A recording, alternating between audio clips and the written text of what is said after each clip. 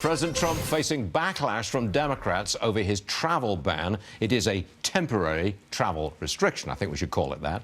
Larry Elder, Salem Radio, nationally syndicated talk show host, is with us. I believe, I've been listening to you and watching you what you write, you're calling the left a bunch of hypocrites. Explain yourself, Larry.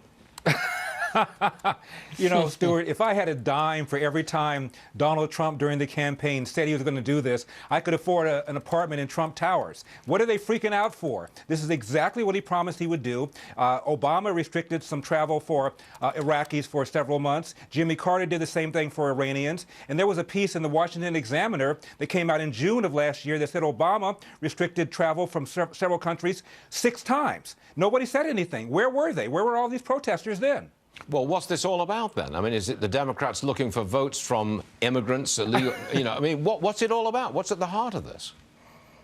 TDS, Trump Derangement Syndrome. These are people lining up to get after Donald Trump no matter what.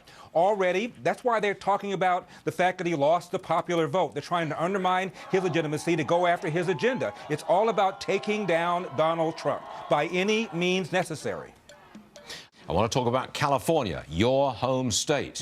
Larry, your home state is considering statewide sanctuary status. In other words, not a sanctuary city, but a sanctuary state.